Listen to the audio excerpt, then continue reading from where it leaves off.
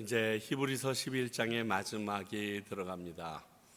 오늘 함께 나눌 말씀은 히브리서 11장 39절서부터 12장 2절까지의 말씀입니다. 히브리서 11장 39절부터 12장 2절까지입니다. 장이 넘어가서 그렇지 넉절밖에는 안 됩니다. 저와 여러분들이 한 절씩 교독하시고 마지막 절 같이 읽습니다. 제가 39절 읽겠습니다. 이 사람들은 다 믿음으로 말미암아 증거를 받았으나 약속된 것을 받지 못하였으니 이는 하나님이 우리를 위하여 더 좋은 것을 예비하셨은즉 우리가 아니면 그들로 온전함을 이루지 못하게 하려 하심이라. 이러므로 우리에게 구름같이 둘러싼 허다한 증인들이 있으니 모든 무거운 것과 얽매이기 쉬운 죄를 벗어버리고 인내로서 우리 앞에 당한 경주를 하며 함께 믿음의 주요 또 온전하게 하시는 이인 예수를 바라보자. 그는 그 앞에 있는 기쁨을 위하여 십자가를 참으사 부끄러움을 개의치 아니하시더니 하나님 보좌 우편에 앉으셨느니라. 아멘. 제목을 제가 예수님만 바라보자라고 얘기했지만 조금 더 추가를 한다면 예수님만 바라보고 달립시다, 이렇게 얘기하고 싶습니다. 이제 믿음의 장이라고 불리는 히브리서 11장의 결론을 맺으며 지금을 살고 있는 우리들에게 어찌해야 그 믿음의 선배들을 따라갈 수 있는를 제시하는 게 12장의 내용으로 우리에게 다가옵니다. 그렇죠. 믿음의 선배들 히브리서 11장을 읽다 보면 너무 은혜가 되기도 하지만 격세지감을 느끼기도 합니다. 왜? 그렇게 살 수 없을 것 같다라는 그러한 마음이 우리를 더 지배하기 때문에 그렇습니다. 기억하실 게 있는데 지금 이 말씀을 쓰고 있는 히브리서 기자는 당시 히브리인으로서 크리스찬이 된 자들이 여러 가지 환난과 핍박을 견디지 못하여 다시 유대교로 회귀하여 평안하게 신앙생활하고 싶다라는 생각이 가득한 이들에게 너희들의 생각이 바르지 않다라는 것을 당부하고 그 이유들을 쭉 나열하고 있는 게 지금 히브리서 기자의 모습입니다. 특별히 히브리인들을 중심으로 이야기하고 있기 때문에 여러분들께서 읽으셔서 알겠지만 히브리서 11장의 믿음의 선친들은 대부분이 히브리인들이 잘 알고 있는 구약의 선지자와 인물들을 중심으로 다 나열되어 있었습니다. 세상의 문명과 물질 그리고 여러 가지 세속적인 가치관으로 우리를 흔들고 있는 게 지금의 상황입니다. 그리고 그 속에서 살 수밖에 없는 우리들에게 오늘 이 말씀은 바른 믿음을 소유한 하나님의 사람으로 나아가는 길이라는 점에서 굉장히 중요한 말씀이 됩니다. 모든 것이 우리의 적용점이 되는 말씀이니까 잠깐만, 길지 않거든요. 잠깐만 정신 차려서 여러분들의 모습과 여러분들의 결단의 시간이 되어지길 원합니다. 자, 오늘 말씀 첫 번째 39절 40절 말씀을 이해해야 합니다. 순종과 믿음이 있었지만 정작 그 실체를 보지 못했던 구약의 신앙의 선배들에 대해서 말하고 있습니다.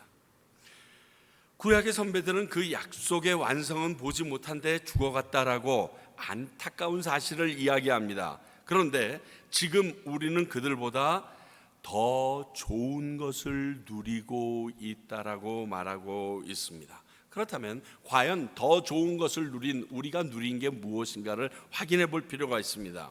자, 신약 시대에 살아왔던 사람들은 구약 시대와 다르게 오시라 약속했던 메시아 예수님을 본 사람들입니다. 바로 이 글을 쓰고 있는 히브리서 기자나 이 말을 듣고 있는 모든 이들이 여기에 해당합니다. 뿐만이 아니라 성령님을 체험한 우리 세대까지 쭉 말하여 그들보다 더 좋은 것을 누렸던 자들이다라고 말하고 있습니다. 이것은 우리가 반박할 수도 없고 아니라 변명할 수도 없는 확실한 일입니다. 사도행전 13장 23절에 이렇게 말합니다. 하나님이 약속하신 대로 이 사람의 후손에서 이스라엘을 위하여 구주를 세우셨으니 곧 예수라. 그 사람을 믿는, 그리고 그 사람들을 그 예수 그리스도를 증거하는 모습에서 말했고요. 이 부분에 대해서는 예수님도 스스로 직접 언급하신 적이 있습니다. 마태복음 13장 17절입니다. 내가 진실로 너희에게 이르노니 많은 선지자와 의인이 너희가 보는 것들을 보고자 하여도 보지 못하였고 너희가 듣는 것들을 듣고자 하여도 듣지 못하였느니라.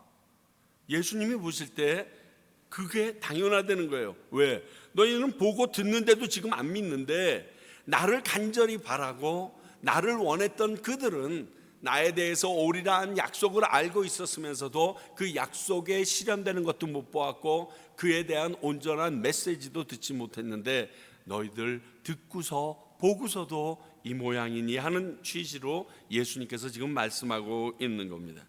그래서 신약의 우리들로 인해 구약의 그들이 온전함을 이루게 되었다라고 증거하는 게 바로 이것입니다. 신약의 그들은 오리라한 메시아도 보았고 그분에 대한 성령님의 능력도 체험한 자들이니까 결국 구약의 약속을 신약에 살고 있는 우리들이 완성해냈다라고 표현하고 있습니다. 그런데도 너희들 그 예수 그리스도를 포기하겠느냐라고 히브리서 기자는 지금 말하고 있는 것입니다. 또 이 믿음의 본질인 히브리서 11장 1, 2절이 이렇게 해서 완성된다는 걸 보여줍니다. 자, 히브리서 11장 1, 2절 볼까요?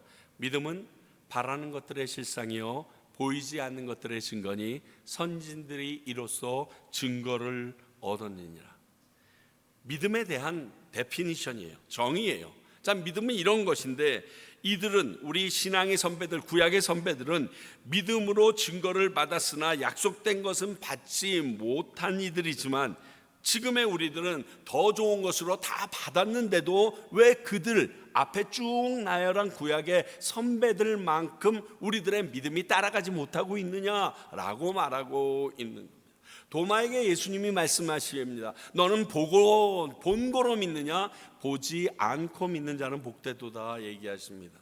이게 구약 사람과 신약 사람 사이에서 확연히 드러나는 내용인데 너는 보지 않고 믿는 구약 사람들의 믿음을 너희는 이해하고 나가야 된다. 그것으로 봤을 때 우리는 이미 이 모든 역사적 사실을 지나왔지만 보지 못했기 때문에 구약의 선친들과 비슷한 의미는 주어져 있습니다. 그런데 못하겠다 얘기할 수 없는 이유가 그들은 아예 모르는 상황에서도 그 말씀조차 하나도 알지 못하는 상황 가운데서도 믿었기 때문에 저희들이 훨씬 더 유리한 위치에 있다라는 것입니다. 앞에 소개한 믿음의 선진들이 다 이런 사람들이었다고 말하면서 자, 그러면 너희들은 그런 믿음의 선배들처럼 살기 위해서 어떻게 해야 될 것인가 라가 12장 1절 2절에서 말합니다. 자, 이런 믿음을 소유하려면 너희들이 어찌해야 되는가? 한마디로 경주하는 사람의 열심이 너희들에게도 필요하구나. 경기하는 사람, 운동하는 사람의 열심이 너희에게 좀 있어야겠다. 이것이 지금 믿음 생활을 하는 우리들에게도 너무나 중요한 요소라는 것입니다. 여기서부터가 우리가 선진들의 믿음을 배워갈 수 있는 적용점이 시작됩니다. 자, 경주하는 자가 되어야 됩니다. 정말 운동하는 자의 달림처럼 달려야 됩니다. 왜? 이 말씀이 나옴으로 말미암아 아마 이 말씀은 이전에 말한 듯한 사도 바울의 비유와 비슷하기 때문에 이 히브리서가 사도 바울이 저자인 것 같다라고 얘기하는 이유가 여기에서 나오는 이 비유 때문입니다. 어찌되었든 이런 믿음을 소유하려면 경주하는 자처럼 열심히 해야 되는데 경주하는 자처럼 열심히 할 때 첫 번째는 죄를 벗어 버리고 경주해야 된다라고 하는 겁니다. 다른 말로 얘기를 이렇게 했죠. 경주를 하기에 무겁고 얽매이기 쉬운 것들을 다 벗어버리고 경주해야 된다라는 것입니다. 제가 사실 요즘에 가끔가다 그 유튜브를 보면서 깜짝깜짝 놀라는 게 그 육상 경기 선수들이 수영복 입고 달리는 것 같은 느낌을 받아요. 뭐 저렇게까지 할 필요가 있나? 점점점 노출이 심하다 이런 느낌이 막 드는데, 저희들이 생각할 때는 그거 바지 입으나 그 삼각 팬티 입으나 그게 어마무지한 차이가 난다는 거예요. 깜짝 놀랐어요. 0.01초 이상의 차이를 갖다 놓는데, 그래서 0.01초는 우리는 체크도 못하는데 그들에게는 그게 아주 금은동 색깔이 변하는 일이라는 거예요. 경주를 위해서 선택하라는 말입니다. 승리를 하기 위하여, 면류관을 위하여 경주에 도움이 되지 않는 것들은 다 버려버리라는 겁니다. 그 선택이 있어야 너희가 경주에서 승리할 수 있다는 겁니다. 당연합니다. 제가 수영을 조금 했었는데 그 수영할 때 시합 나가기 전에 제일 힘든 게 뭐냐면 털 깎는 일이에요. 털 깎는. 다리에 털 깎는 일이 참 그게 귀찮아요. 아니 그 털이 있다고 얼마나 속도가 빠를까. 여러분 수영 선수들 보세요. 털 난 사람이 있나? 그거 안 난 게 아니라 다 깎아버린 거예요. 머리 빡빡 미는 사람들도 있죠. 수영모 쓰는데 수영모를 쓰고 하는 거랑 머리를 빡빡 민 거랑요, 물에 닿는 저항의 요소가 달라요. 그 모자가 가지고 있는 어떠한 특성이냐가 얼마나 예민한지 몰라요. 그래서 털을 깎는 것보다 털이 없는 거 좋다고 그래서 저희들 막 처음에 수영할 때요, 그 마늘을 짓이겨서 그 마늘즙을 막 털이 나는 데다가 발랐어요. 그럼 새빨갛게 성합니다. 막 온몸이. 그런데 그걸 바르고 나고 그러면 한 2주일 지나고 나서는 털이 싹 뽑혀서 더 이상 나오지가 않아요. 제가 아직까지 다리에 털이 없다니까요. 그 정도로 독하게끔 하지 않으면 수영에서 이길 수가 없다라고 그 난리를 치는 것을 보면서 털까지 깎아 버려야 되네 라는 생각을 했는데, 오늘 이 말씀이 그 선택을 하는 거예요. 너 폼나고 멋있고 싶어? 그건 네 마음인데 가슴에 쫙 털 달고 싶지. 그런데 금메달은 못 따 이거예요. 금메달을 위해서 내가 다른 것들을 포기해야 되는, 경주를 잘하기 위하여 선택해야 되는데 내게 걸림돌이 되고 되는 모든 것을 다 없애버리라는 거예요. 우리를 얽매는 유혹의 모든 것들을 경주 이전에 제거해야 됩니다. 경주하다가 제거하기가 어려워요. 경주하다가 제거가 왜 힘드냐 하면요, 달리면서 하기도 힘들지만 그것에 대한 습관이 내려놓아지지가 않습니다. 그 이전에 출발선에서 달리기 시작하면서 주님 내가 당신을 따라가겠습니다 라고 생각하는 순간서부터 다 떼내버려야 됩니다. 가끔 이런 사람이 있어요. 내 의지가 좀 괜찮거든, 내 의지를 나는 믿어, 그러면서 자신을 시험할 요량으로 주변에 이러한 불안 요소들을 놔두고 뛰는 사람들이 있어요. 그러지 마세요. 스스로를 어떻게 믿는다고 그러세요? 자, 술을 끊으려면 술자리는 물론 술을 사는 것조차 하지 않으면 됩니다. 그렇잖아요. 술이 주변에서 없어지면 술 마시고 싶어도 못 마십니다. 군대 갔더니 훈련병 시절에 아무리 술 마시고 애쓰고 싶어도 마실 수 있는 환경이 하나도 없어요. 그래서 훈련병 기간, 저희들은 8주였는데 8주 기간 동안 아무도 술을 마실 수가 없습니다. 담을 넘어갔다 와서 그거 마시겠다고 날뛰는 놈이 가끔 있긴 하지만 보급이 안 되는데 못 마셔요. 막 주사에 이렇게 막 반응하는 애들도 8주 지나고 나면 멀쩡해져서 끝납니다. 없애버리면 됩니다. 담배 똑같아요. 안 사면 돼요. 담배가 내 옆에 없으면 돼요. 그런데 사면 누구 것을 보게 되면 계속 피게 돼요. 아예 없애버리면 깨끗해요. 내년서부터 영국에서는 길거리에서 담배 펴도 집 밖이든 집 안이든 야외든 어디에서나 담배 피는 게 다 불법으로 걸리더라고요. 그러면 못 피는 거예요. 영국에서는 그냥 담배를 볼 수가 없는 거예요. 인터넷이나 핸드폰의 중독이 의심되죠. 핸드폰의 연락 외에 모든 기능 다 없애버리면 돼요. 좀 더 심하게 말씀드릴까요? 아직도 있거든요. 옛날 폴더폰 가지고 다니시면 돼요. 그럼 끝나요. 끝. 그럼 깨끗해져요. 이러한 선택의 결단이 경주의 승패의 50% 이상을 결정합니다. 그런데 아이러니한 것은 세상의 모든 일도 이것과 동일하다는 거예요. 하다못해 신앙생활까지도 이것과 동일하다는 것입니다. 오늘 히브리서 기자는 우리의 믿음을 위하여 먼저 버리는 것을 결단하라고 말합니다. 선택하십시오. 내가 주님의 나라에 가는 게 내 인생의 목표인지 아니면 내가 이 땅에서 즐기다 지옥 가는 게 목표인지 결정하십시오. 그리고 거기에 맞게 내가 떨쳐내 버려야 될 것들을 선택하고 가시라고 얘기합니다. 이게 우리가 지금까지 살펴봤던 히브리서 11장의 믿음의 선진들의 믿음을 따라가려고 하는 자들의 첫 번째 자세입니다. 두 번째 자세는 경주하는 자세에 있는데 인내하고 경주해야 된다라고 1절은 말합니다.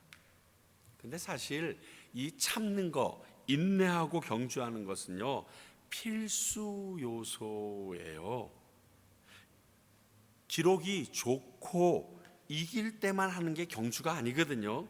저도 쓰러져도 달려야 하는 것이 경주자의 바른 자세라고 생각해 볼 때 정말 끝까지 인내하는 건 참 중요합니다. 제가 살이 왜 안 빠지는 줄 아세요? 제가 운동을 꼭 안 하는 것 같죠? 하는 둥 마는 둥 해서 그래요.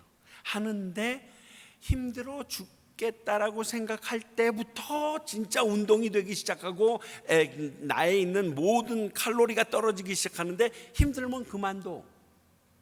인내하려고 생각하지 않아. 근데 그걸 참아내는 순간부터 내가 목적했던 일들이 이루어지는데 거기 앞에서 딱 끝내. 그러니까 더 이상 잘하지 못하는 거예요. 그냥 고만고만하게 끝나는 거예요. 그리고서는 하니까 밥도 더 많이 먹고 괜히 어설픔에 운동하면요 살 빠지기커녕 괜히 살찌는 데 도움만 됩니다. 거기를 지나쳐 버려야 되는 거예요. 당연한 거예요. TV 야구 드라마가 좀 오래전에 나왔던 것 같아요. 제가 보지는 못했는데 거기 짤에 어떤 야구 스카우터가 고등학교 아이들에게 고등학교 아이들 연습하는 것을 보면서 거기에서 괜찮은 아이들을 뽑는 그러한 스카우터의 이야기가 나와요. 새롭게 부임한 단장이 그 사람을 보면서 무엇을 보고 사람들을 선택하냐고, 학생들을 뽑냐고, 오른손 타자냐 왼손 타자냐, 왼손 타자가 1루 베이스에 좀 가깝기 때문에 걔가 앞만 해도 0점 몇 초라도 빨리 갑니다. 그런데요 제가 지금까지 통계적으로 보니까 아웃 당했어도 1루까지 가서 베이스를 밟는 아이와 아닌 아이들의 차이점이 있다는 거예요. 아웃이 뻔하고 아웃 당했음에도 끝까지 달려서 1루 베이스를 밟았던 그 아이들은 통계적으로 다음번에 1루 베이스를 살아서 밟기 위하여 최선을 다하는 확률이 높다는 거예요. 그래서 본인은 스카우터로 그런 아이들을 뽑는다는 거예요. 조금 실력이 떨어져도 그런 악착 같은 모습이 있는 아이들을 꼭 뽑아왔다라고 얘기합니다. 저에게 이 말은요 그냥 지나칠 수 없는 깊은 감명을 줬어요. 뻔해요. 그런데 그 뻔한 길을 끝까지 노력을 해봤느냐. 내가 참고 모든 사람들이 조롱할 거라고 못하러 뛰어. 거기 갈 필요가 없어. 이미 잡혔는데 아웃인데. 하지만 그럼에도 불구하고 나 저 베이스에 가야 되는데 했던 아이가 결국 항상 승자가 되고 성공하는 애가 되더라는 거예요. 오늘은 죽었어요. 오늘은 졌어요. 오늘은 창피를 당했어요. 그러나 다음에 승리를 위해서 와신상담하는 마음으로 참고 달리며 준비하는 사람이 신앙의 믿음의 경주에서도 승리자가 됩니다. 우리가 언제나 하나님의 말씀대로 순종하고 살 수 있나요? 하나님의 뜻을 100% 항상 지키면서 살 수 있나요? 우리도 넘어져요. 주여 우린 연약합니다. 오늘 하루 또 실수함. 그게 우리예요. 그런데 그걸로 끝내는 것이 아니라 다음번에는 넘어지지 않기 위하여 그 찬양 부르면서 다시금 일어나서 하나님의 말씀대로 다시 걸어가는 그 모습이 아름다운 거예요. 그게 필요한 신앙의 소유자의 모습이라고 합니다. 오늘 예배 다 드리고 나서, 주일날 예배 다 드리고 나서 여러분 나가면서부터 실패할 수 있어요. 나가면서 오늘 말씀이 완전히 다 뭉그러지는 순간이 될 수도 있어요. 그러나 그럼에도 불구하고 여러분들이 자리 앞에서 주님, 내가 오늘 또 넘어졌습니다. 그러나 내일은 넘어지지 않게 나를 붙잡아 주세요 하는 사람이 결국 신앙의 승리자로서 그 인내가 하나님 앞에 승리로 역사하게 된다는 것입니다. 나중에 나누겠지만 예수님도 그래서 인내하셨다라고 말씀하고 있습니다. 세 번째, 이런 믿음을 소유하려면 경주가 필요한데, 경주에 열심이 필요한데 2절 보니까 목표를 정확히 알고 경주해야 된다라고 합니다. 그런데 우리 신앙의 경주의 목표는 믿음의 주체, 믿음의 시작이라는 말이 더 헬라어로서 더 가까운데, 믿음의 시작이면서 온전케 우리를 만들어 놓으신 예수님을 바라보고 달리라, 이렇게 얘기했습니다. 그분의 모습을 기억하고 그분의 말씀을 기억하고 그분이 하셨던 일들을 목표 삼아 나가야 된다는 것입니다. 잘 아시죠? 열심히 달리는 게 다가 아닙니다. 한참 달렸는데 결승점이 어딘지 몰라. 아무 소용없는 거 아시죠? 얼마나 우스꽝스럽습니다. 그런 경우 많잖아요. 어떤 거 보면 너무 웃겨. 쟤네들은 왜 달리는데? 달리는 이유가 없어. 뺑긋뺑긋 돌기만 해. 결승점이 어딘지를 몰라. 어디로 들어가야 되는지 몰라. 골인을 넣었어요. 근데 자신의 팀의 골대에 넣었어. 안 되는 거 아시죠? 똑같은 이치예요. 우리 이번에 오신 김영철 성도님께서 볼링을 너무너무 에버러지가 200이 넘는다고 하시니까 너무너무 좋아하시는 것 같아요. 한 25년을 거의 일주일에 3-4번씩 꼭 쳐왔다고 하시니까. 근데 볼링하면 제가 떠오르는 게 다른 사람이 아니라 우리 아내가 떠올라요. 전 한번 또 가봐야지, 여기 재밌대는데 성도님 핑계 삼고서 한번 가봐야지 그렇겠는데, 저는 아내 볼링하는 것을 보면서 저는 가는 목표 방향이 힘이나 테크닉보다 훨씬 중요하다는 것을 저는 압니다. 저희 아내는 볼링공을 들어 올리는 것도 그렇게 잘 못 들어요. 사실 힘이 없어서. 그리고 굴리면 볼이 저 끝까지 가주는 게 은혜야. 참 의외로 그걸 잘 못 굴려요. 그래서 힘줘서 딱 났는데 공이 덜 굴러갑니다. 그런데 스트라이크가 제법 나와. 제대로 그 방향으로 딱 들어가서 톡 맞으면요, 안 넘어질 것 같은데 톡 마지막 거 하나까지도 흔들거리다가 딱 자빠질 때가 간혹 있어요. 볼 때마다 제가 느끼는 거예요. 볼링은 힘이 아니야, 테크닉이 아니야, 방향이야.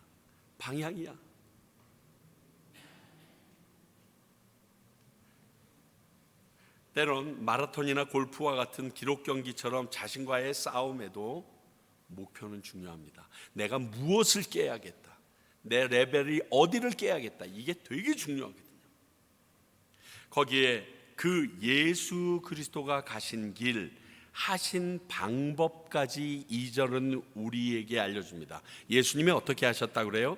기쁨을 위하여 십자가를 참으사 부끄러움을 개의치 아니하더니, 그 길을 예수님이 가셨대요.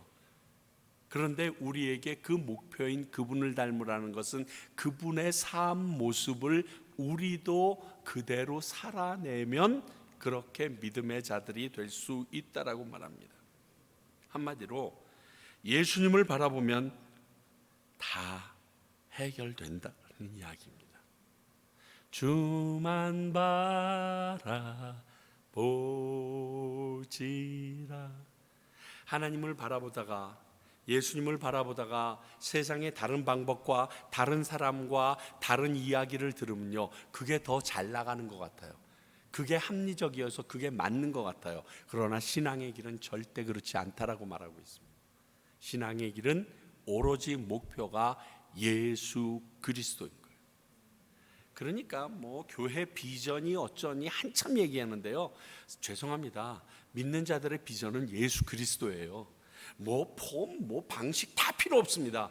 우리들의 목표는 예수 그리스도예요. 글로만 가면 돼요. 그분만 만나면 되고, 그분이 했던 길을 가면, 그분이 말씀하셨던 그 말씀을 순종하면 그냥 끝나요.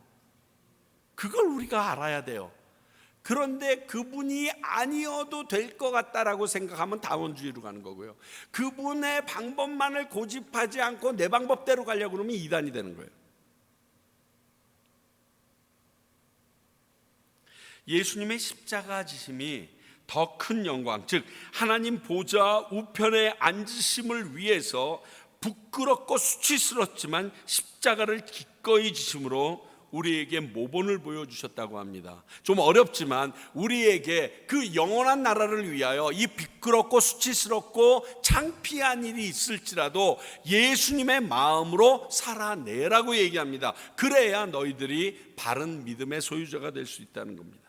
이 예수님을 목표로 삼고 나아가면 앞에서 말한 인내와 선택은 사실 저절로 다 따라옵니다. 다 따라옵니다.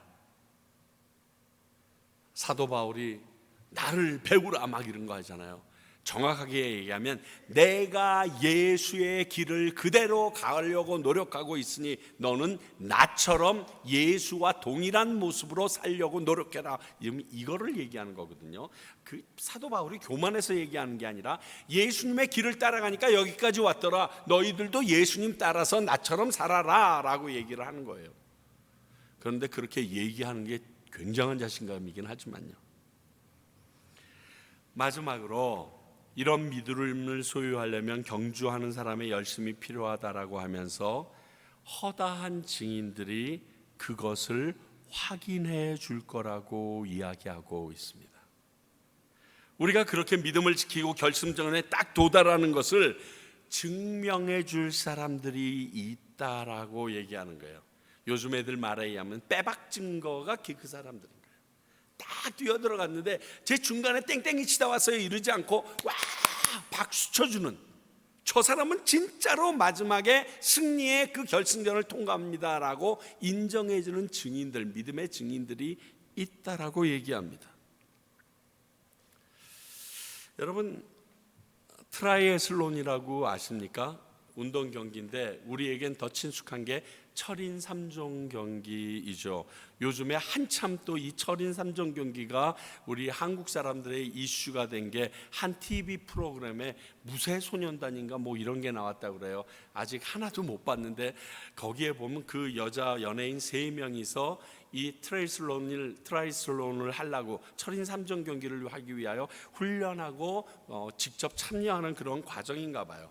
이 철인 3종 경기는 뭐냐면 첫 번째 바다 수영이 들어갑니다. 근데 바다 수영이 많은 종류가 있는데 규정적으로 제대로 된 키로는 3.8km, 약 4km를 바다 수영을 해서 건너가야 합니다. 그걸 끝나자마자 거기에 놓여 있던 내 사이클, 내 자전거를 타고 182km의 언덕 고갯길을 겁니다. 그냥 일반 우리 경주장을 하는 자전거 경주장이 아니라 일반 도로길을 달리게 물론 비포장도로는 아닙니다만 그 길이 어마무시하고 바람의 언덕 같은 데도 지나가야 되더라고요. 그게 182km를 달려야 돼요. 그게 끝나고 나면 마라톤 42.195를 달리기 시작해야 합니다. 이 세계 대회를 풀 코스를 쉬지 않고 이어서 하는, 즉 인간 체력의 한계에 도전하는 경기로 1978년 하와이에서 처음 국제 대회가 열렸습니다. 하와이 코나에서 열리는 이 경기는요, 새벽 6시에 시작해서 밤 12시까지로 정해놓고 이 밤 12시 안에 들어오는 사람들을 아이언맨이라는 칭호와 함께 메달을 수여합니다. 그래서 그 경기를 아이언맨 경기라고 얘기하고 있고, 철인 3종 경기를 하는데, 제가 면밀히 본 결과 이건 자신과의 싸움이에요. 옆에 있는 사람과의 싸움은 달라요. 왜냐하면 여기에 출전하는 사람들은 선수급 선수만 출전하는 것이 아니라 몇 개 경기를 뛰어서 일정 수준만 되면 다 참석할 수 있도록 허락해 주거든요. 아내와 저는요, 코나에서 DTS 시절에 이 경기에 자원봉사를 해봤습니다. 직접 참여해 봤습니다. 저희들이 맡은 자리가 제일 마지막 마라톤 42.195 뛰는 그 사이에 물과 스펀지와 이런 것들을 나눠주는 거예요. 물 마시게끔 주고, 그 다음에 스펀지에 물을 죽여서 지나가던 사람이 그 스펀지를 하나씩 던져주면 머리에 띄고 하면 막 옆에서 힘내라고 소리 질러주고, 똑같은 티셔츠도 줘서 그거 입고 막 열심히 응원하고 섬기는 일이에요. 하루 종일 해요. 그래서 봉사를 다 마치고 저녁 씻고서 저녁 식사하고 나서 저녁 9시쯤에 결승선 근처로 모이라고 그래서 같이들 갑니다. 이미 선수급 되는 선수들은 다 들어왔어요. 생각해봐요. 새벽 6시에 떠났는데 저녁 9시면 지금 몇 시간인데요. 이미 선수급 되는 사람들은 다 들어옵니다. 근데 저는 그 결승선에서 본 그 감격을 잊을 수가 없습니다. 꼭 오늘 말씀처럼 천국에서 볼 오늘 말씀과 똑같이 느껴졌기 때문에. 결승선을 보게 되면요, 이 마지막 결승선서부터 100m 정도에만 길 양쪽에 가드가 쳐져 있고 사람들이 모여서 응원할 수 있도록 불이 밝게 비춰집니다. 그리고 그 결승점 100m 전부터 달려오는 사람의 얼굴이 보이기 시작하고, 그 사람들의 얼굴이 보일 때 그 좌우에 늘어선 수백 명이 소리 지르고 열광을 합니다. 마지막에 그들을 축복하는 것을 도두기 위하여 대회 주최 측에서는 그 옆에 있는 사람들을 위해서 선물들을 계속 던져줍니다. 우리 보고 가지 말고 끝까지 12시까지 남아서 그 사람들 축복해주고 박수 쳐주라고. 그래서 소리가 제가 좀 큽니까? 제가 선물 제일 많이 받은 것 같아요. 그냥 야야 그 소리 지르면 얘네들은 모르거든요. 그쪽을 향해서 던져주는 뭐 물통, 옷, 모든 걸 주는데, 그것 때문에 저희들 또 못 가고 거기 앉아가지고 하나라도 더 받으려고 그러면서 들어오는 사람 박수 쳤던 적이 있어요. 근데 조금만 지나서 보면요, 이 코스를 뛰다가 중간에 포기를 해도 확인할 수 있는 방법이 없을 정도로 새까만 구간이 있습니다. 생각해 보세요. 뛰다가 저녁 8시쯤 되면 하와이 코나도 새까매지거든요. 근데 가로등이 있다고 해도 아주 희미한 가로등인데, 거기를 그 코스를 그 사람들은 사전 답사했기 때문에 알지, 우리는 거기서 사람들이 뛰고 있는 것조차 못 느낄 정도로 시꺼먼 데를 뛰어오고 있는 사람들의 모습입니다. 아무도 안 알아줍니다. 중간에 포기해도 누구 하나 손가락질할 수 없는 그러한 상황에 캄캄한 길을 뛰어옵니다. 뛰어오다가 마지막 결승전 앞에 100m쯤 되는데 불이 환하게 펴있고 사람들의 환호성이 들리기 시작합니다. 그러면 그것을 보면서 사람들이 다시 힘을 내서 달려서 결승전을 향하여 뛰어 들어오게 됩니다. 그런데 그 결승전 들어가기 전에 양쪽에 수많은 사람들이 그들을 격려해 줌으로써 그들이 그곳에서 힘을 내서 달리는데, 대부분의 사람들은 이렇게 하고 뛰어 들어오지 않고요, 양팔을 벌리고 양쪽 옆에 있는 사람들을 막 손 하이파이브 하면서 막 하면서 뛰어 들어가요. 근데 다 온전한 모습으로 오는 사람만 있는 게 아니라요, 그 바람의 언덕이라는 데는 자전거를 타고 올라가다가도 바람이 불면 그 바람의 힘을 못 이겨서 넘어질 정도로 아주 고난이도의 과정까지. 그래서 우리가 있을 때는 한국 선수 중에 여자분 하나가 거기 바람의 언덕에서 자전거가 날라버리는 바람에 중간에 포기하려고 했던 적도 있었으니까요.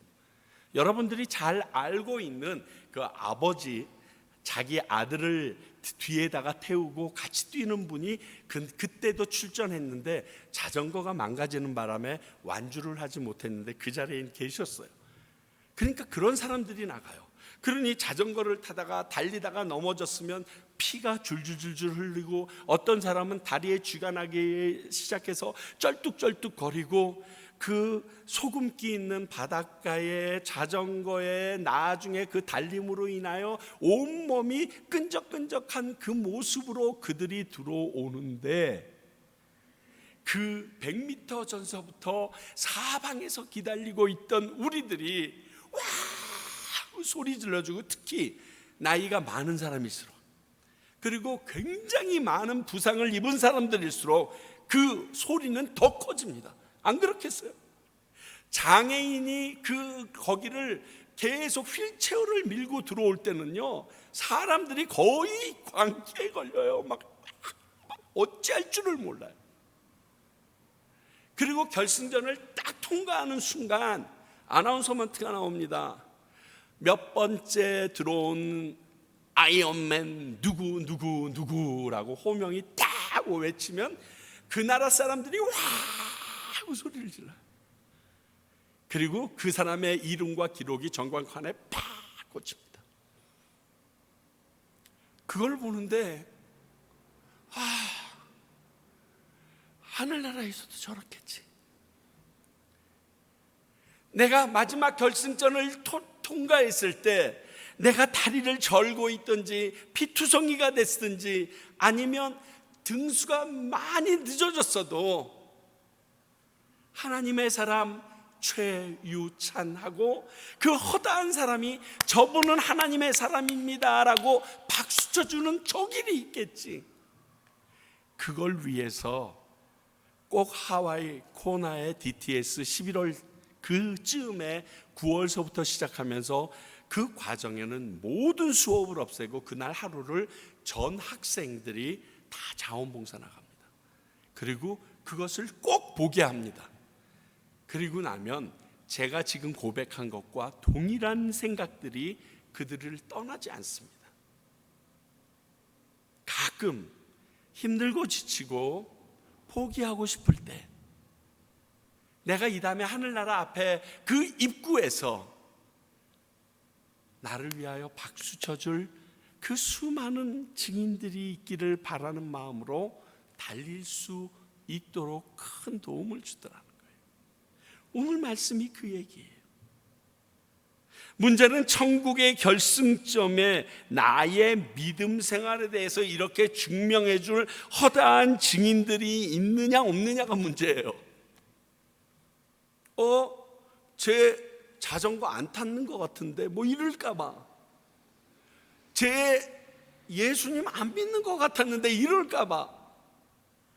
제 그냥 교회만 왔다 갔다 했지 목사라고 명칭만 가지고 있었지 하나님의 사람으로서의 삶은 전혀 살지 못해서 우리는 저 사람을 모르는데 저 사람으로 인하여 내가 영원히 구원받은 기억이 없는데 이 말 들을까 봐 그게 두려운 거예요. 이것을 위해서 살아야 합니다. 그 길이 예수님이 가신 길이라고 오늘 기자는 말하면서 배도하지 말고 그 예수님을 꼭 잡고 인내하면서 가라고 독려하고 있는 것입니다. 여러분, 기억하십시오. 누구에게나 이 길은 있습니다. 그리고 가게 됩니다. 그렇습니다. 나도 당신도 누군가의 허다한 증인 중 하나가 될 수 있다라는 겁니다. 지금까지 믿음의 장에 열거된 사람들은 우리와 같은 육신을 가지고 우리가 살고 있는 세상에서 동일한 환경 속에서 살아갔던 사람입니다. 그렇죠? 이 말은 성경에 기록한 또 다른 의미가 당신도 이런 믿음의 허다한 증인이 될 수 있다라는 말씀을 우리에게 하고 싶어서입니다. 너야, 아브라함이 네가 될 수 있어. 야곱이 네가 될 수가 있어. 네가 모세가 될 수가 있어. 네가 그 톱으로 켰던 그 이사야가 될 수가 있어 라고 얘기하고 있다는 거예요. 누군가 나에 대한 믿음의 증인인 것도 중요하지만 내가 누군가의 믿음의 증인이 된다는 것이 그 영혼을 구원할 명분이 있기 때문에 어쩌면 더 소중한 것 같기도 해요. 나의 믿음의 삶을 통해서 이를 본 누군가가 따라옴으로 가능한 나의 증인, 또 내가 누군가의 삶에 대해서 하나님의 사람이라고 증명해 줄 수 있는 그 자리에 있었던 증인.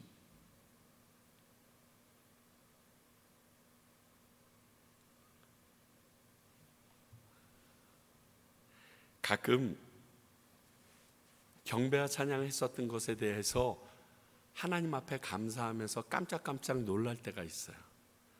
제가 꽤 여러 나라를, 세계 여러 나라를 돌아다녔는데 그 돌아다니는 곳에서 만났던 사람들 중에 참 많은 선교사님들이 저에게 다가와서 그런 얘기를 해요. 목사님 모르시죠? 전 목사님 알아요. 전도사님 때 알아요. 앞에서 찬양 인도하시고 그리고 싱잉팀 할 때 제가 그때 그 모임에 참석했다가 서원에서 선교사로 지금 이곳에 와 있어요. 정말 가는 곳마다 만나요. 가는 곳마다 만나요. 과테말라에도 계세요. 제가 목회했던 그린스보로에도 샬롯에도 다 계셨어요. 어디에 가서 집회를 해도 그런 지체를 만나요. 다행인 게 지금은 뭐 하세요? 예, 저 지금 어디에서 목회하고 있습니다. 내지는 지금처럼 지금 과테말라에서 마지막 골인할 준비하고 있습니다. 랜딩하고 있습니다.